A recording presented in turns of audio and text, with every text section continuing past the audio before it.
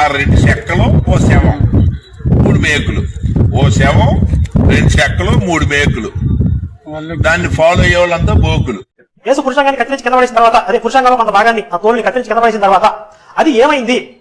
అలాగే కుళ్ళిపోయిందా, లేకపోతే కాపులు ఎత్తుకుపోయా, లేకపోతే చెప్పాడు గాడు అలా పుస్తకంలో గాడ్డు ఆ రాడ్ పట్టుకుని ఇవన్నీ బదులు కొట్టామన్నాడు. బ్యాట్ గాడు ఆడు గాడ్ కాదు, ఫ్రాడ్. ఆడు గాడ్ కాదు, గాండు. అందుకే మరి వాళ్ళ అమ్మకి రిబ్బన్ కటింగ్ చేసిన వాడితే అదే రోజు రిబ్బన్ కటింగ్ అయిన తర్వాత 8 నెలలకు కదా, అంటే 8 months బ్యాక్ అనమాట. అంటే ఇప్పుడు డిసెంబర్ కదా, ఒక 8 months బ్యాక్ వెళ్ళు. అది కాదు, రిబ్బన్ కటింగ్ చేసిన బ్యాచ్ ఎవరు? రోమన్ సైనికుడు. రోమన్ సైనికుడు మరి ఇంకెవరు ఉన్నారు మరి? చాలా మంది వస్తున్నారు మేమున్నాం అని. హమారా అన్నగారు, కుమార్ అన్నగారు రోమన్ సైనికుడు నేనే అని ఒప్పుకున్న వారికి ₹1,00,000 బహుమతి ఇస్తా. తమ్ముడు నువ్వు అలా ఒప్పుకుంటే నీకు ఒక 100 కోట్లు కావాలి పంచాలంటే. అంతమంది వస్తారు ముందుకి. అన్నలు నేను రాత్రికి గుడాల పండుగలలో మిస్ తో కిస్ చేద్దామని అనుకుంటున్నా. హెల్మెట్ తీసుకో. మేరీలాగా లారీ వెనక్కి వెళ్ళి కన్నారు అనుకుంటున్నారా? మా దేవుడు ఏమైనా అంత దరిద్రమైన క్యారెక్టర్ అనుకుంటున్నారా? మీ మేరీకి మొగుడు లేడు, మీ యేసుకు తండ్రి లేడు. అదే తొప్పల్లోకి వెళ్ళి కాసిందో, ఎక్కడికి వెళ్ళి కాసిందో, ఎవరితో వెళ్ళి కాసిందో. ఒక్కొక్క పాస్టర్ ఎంత మందిని మెయింటైన్ చేస్తున్నారో తెలుసా? కొంతమంది పరిమాణాలు ఉల్లంఘలు మూడలు ఉన్నారు కదా, వీళ్ళు కొంతమంది ఇల్లు పనులు చేసుకోలేక వాడిపోక ముందే నన్ను వాడుకో. ఇప్పుడు దాకా నిన్న ఒక క్లారిటీ ఇచ్చా, ఇప్పుడు సభాముఖంగా మళ్ళీ క్లారిటీ ఇవ్వాల్సింది ఏంటంటే, యేసుకి ఎప్పుడు 3 మేకులు కొట్టారంటారు. ఆ 3 మేకుల పేర్లు ఏంటో తెలుసా? అందులో 2 మేకుల పేర్లు ఇక్కడ 2 మేత్రమే.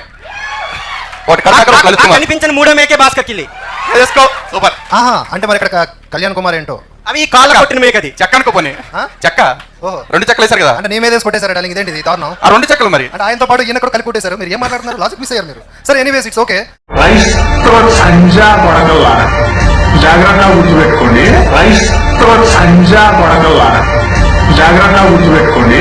యెహోవా అనేవాడు దేవుడు ఎట్లయితాడు? వాడు psycho. Jehovah is the psycho God. Bible దేవుడు నా కాలు పట్టుకుని క్షమాపణ చెప్పాలి. క్రైస్తవుల భార్యను అన్యులకు అప్పగిస్తారని చెప్పాడు. చాలా రోజుల నుండి వేచి కనీసం అనంతపురం పాస్టర్ గారి భార్య లేదా అప్పగించలేదు. లేకపోతే బైబిల్ దేవుడు వాగ్దానం చేస్తే తప్పడండి.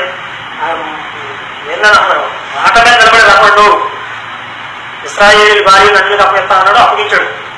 ఇప్పుడు అన్యులంటే క్రైస్తవులు కాని వాళ్ళు అన్యులు అని చెప్పి ప్రచారం చేస్తారు. కాబట్టి ఇప్పుడు వీళ్ళు ఎవరైనా తప్పు చేసినా కూడా అన్యులకు అప్పగిస్తాడు భార్యను కూడా. బైబిల్ దేవుడు డ్యూటీ అదే. వీడి భార్య నా దగ్గర, ఆడి భార్య దగ్గర అటు ఇటు మారుస్తా ఉంటాడు. ఎలా రౌడీస్ ఎవడైనా ఉన్నాడా? కూడా సృష్టిగా ఇక్కడ తయారు చేసిన పరలోకం నుంచి పార్సల్ ఏమైనా వచ్చిందా? ఇక్కడ ఒక మనిషి తయారు చేసిన పుస్తకం.